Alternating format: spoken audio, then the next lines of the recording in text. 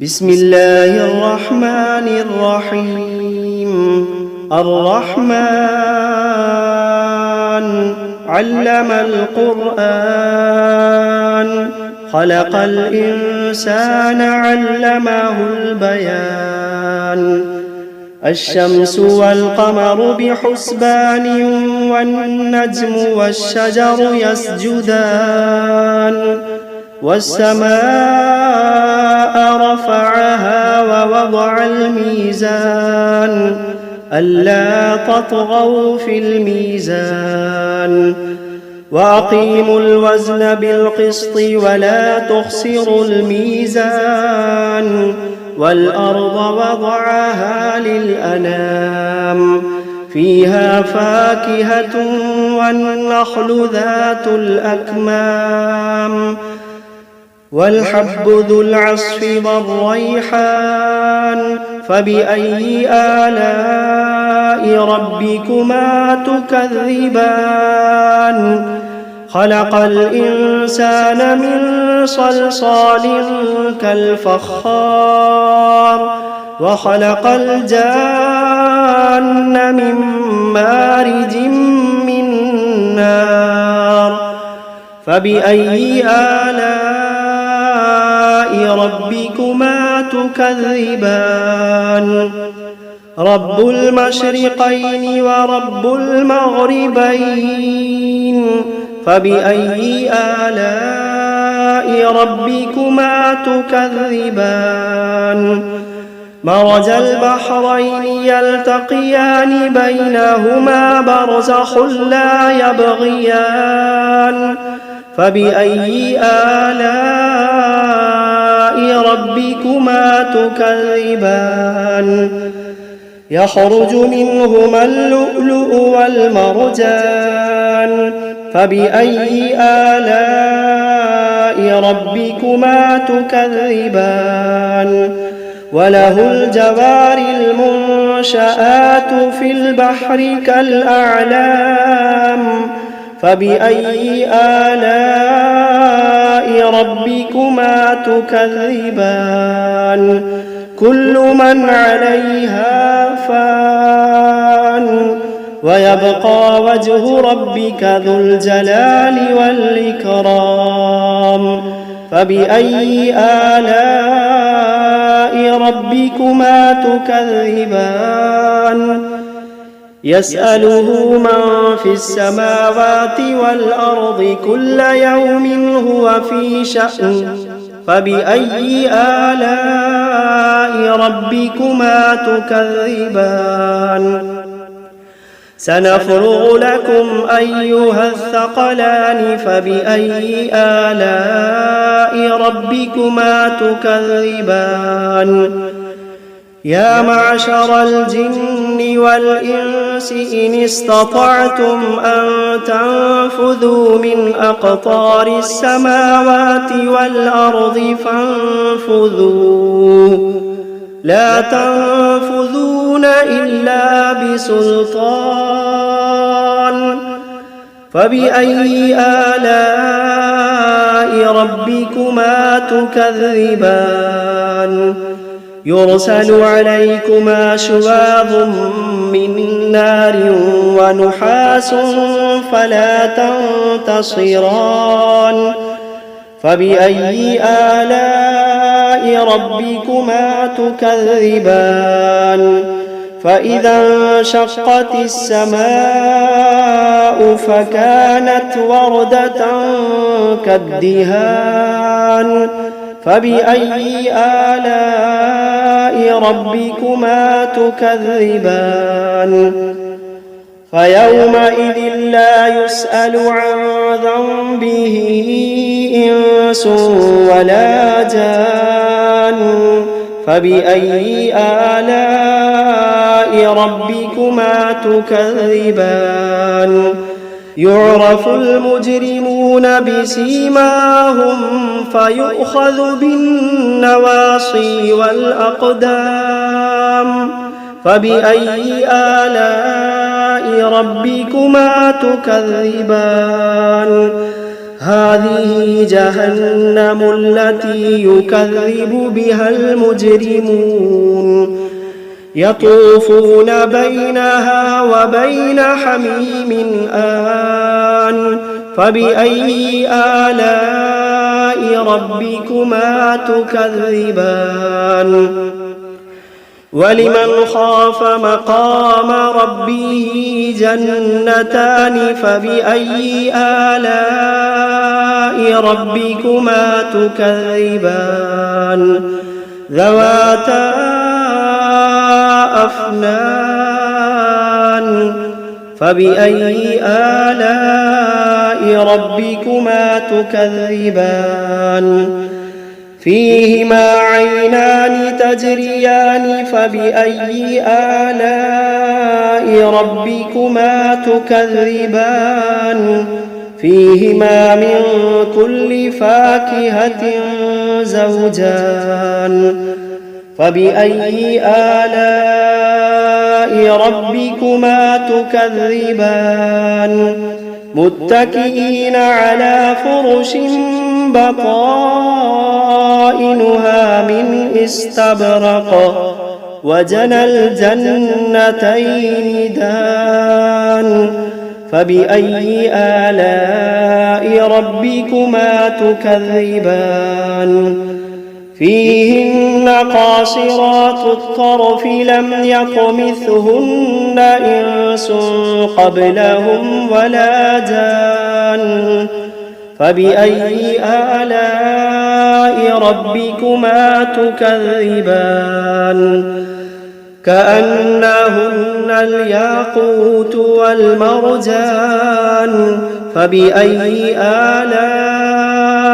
ربكما تكذبان هل جزاء الإحسان إلا الإحسان فبأي آلاء ربكما تكذبان ومن دونهما جنتان فبأي آلاء ربكما تكذبان مدهامتان فبأي آلاء ربكما تكذبان فيهما عينان نضاختان فبأي آلاء ربكما تكذبان فيهما فاكهة ونخل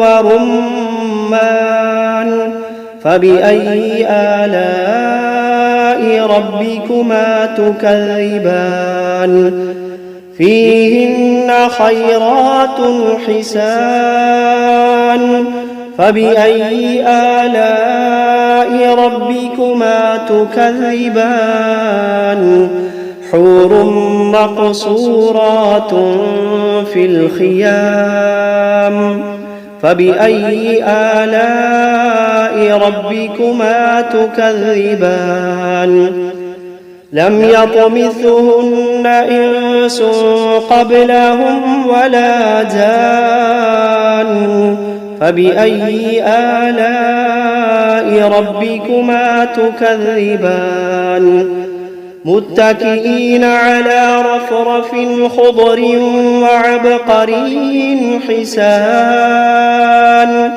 فبأي آلاء ربكما تكذبان تبارك اسم ربك ذي الجلال والإكرام بسم الله الرحمن الرحيم تبارك الذي بيده الملك وهو على كل شيء قدير الذي خلق الموت والحياة ليبلوكم أيكم أحسن عملا وهو العزيز الغفور الذي خلق 7 سماوات طباقا ما ترى في خلق الرحمن من تفاوت فارجع البصر هل ترى من فطور ثم ارجع البصر كرتين ينقلب إليك البصر خاسئا وهو حسير ولقد زينا السماء الدنيا بمصابيح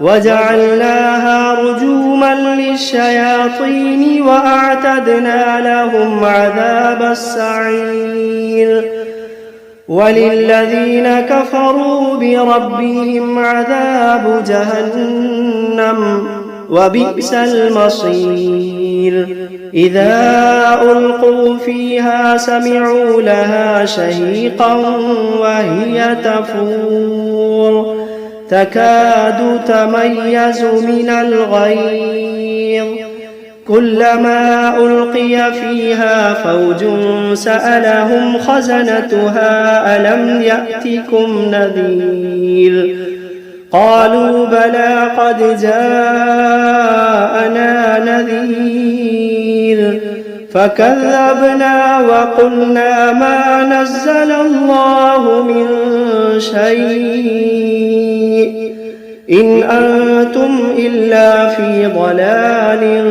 كبير وقالوا لو كنا نسمع أو نعقل ما كنا في أصحاب السعير فاعترفوا بذنبهم فسحقا لأصحاب السعير إن الذين يخشون ربهم بالغيب لهم مغفرة وأجر كبير وأسروا قولكم أو اجهروا به إنه عليم بذات الصدور ألا يعلم من خلق وهو اللطيف الخبير ألا يعلم من خلق وهو اللطيف الخبير هو الذي جعل لكم الأرض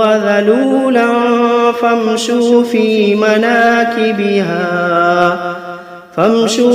مناكبها وكلوا من رزقه وإليه النشور أأمنتم من في السماء أن يخسف بكم الأرض فإذا هي تمور أم أمنتم من في السماء أن يرسل عليكم حاصبا فستعلمون كيف نذير ولقد كذب الذين من قبلهم فكيف كان نكير أولم يروا إلى الطير فوقهم صافات ويقبضن ما يمسكوهن إلا الرحمن إنه بكل شيء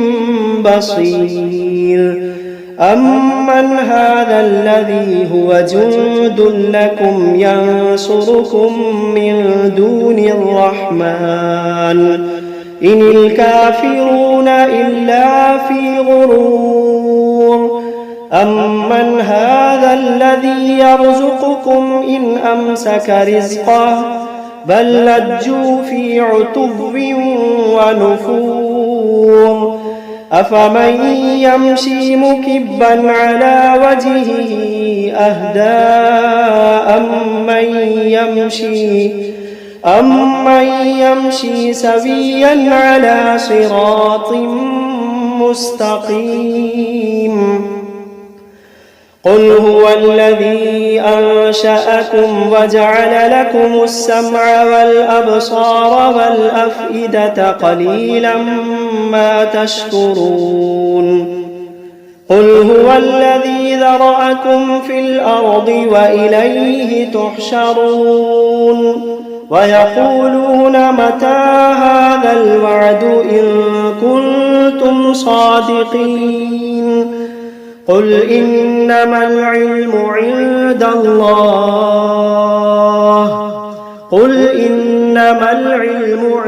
الله وإنما أنا نذير مبين فلما رأوه زلفة سيئت وجوه الذين كفروا وقيل هذا الذي كنتم به تدعون قل أرأيتم إن أهلكني الله ومن معي أو رحمنا فمن يجير الكافرين من عذاب أليم قل هو الرحمن آمنا به وعليه توكلنا فستعلمون من هو في ضلال مبين قل أرأيتم إن أصبح ماؤكم غورا فمن يأتيكم بماء معين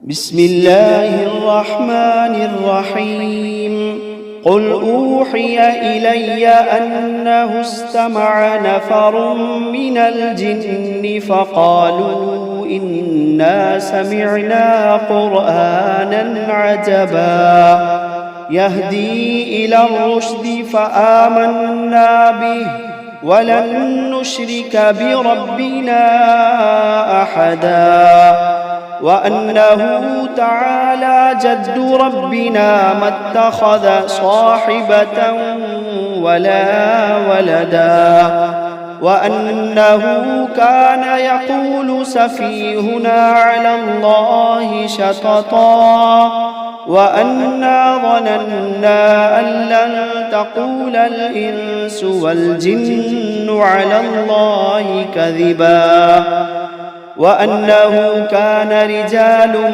من الإنس يعوذون برجال من الجن فزادوهم رهقا وأنهم ظنوا كما ظننتم أن لن يبعث الله أحدا وأنا لمسنا السماء فوجدناها ملئت حرسا شديدا وشهبا وأنا كنا نقعد منها مقاعد للسمع فمن يستمع الآن يجد له شهابا رصدا وأنا لا ندري أشر أريد بمن في الأرض أم أراد بهم ربهم رشدا وأنا منا الصالحون ومنا دون ذلك كنا طرائق قددا وأنا ظننا أن لن نعجز الله في الأرض ولن نعجزه هربا وأنا لما سمعنا الهدى آمنا به فمن يؤمن بربه فلا يخاف بخسا ولا رهقا وأنا منا المسلمون ومنا القاسطون فمن أسلم فأولئك تحروا رشدا وأما القاسطون فكانوا لجهنم حطبا وأن لو استقاموا على الطريقة لأسقيناهم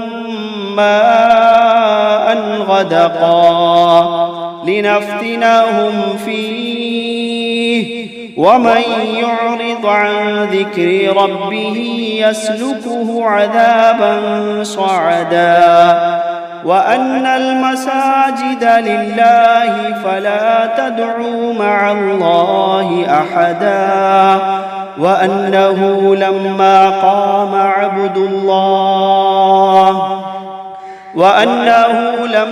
قام عبد الله يدعوه كادوا يكونون عليه لبدا.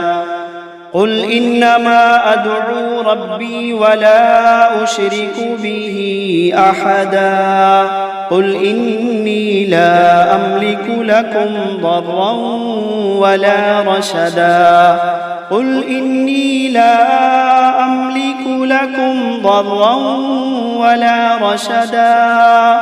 قل إني لن يجيرني من الله أحد. قل إني لن يجيرني من الله أحد ولن أجد من دونه ملتحدا إلا بلاغا من الله ورسالاته ومن يعص الله ورسوله فإن له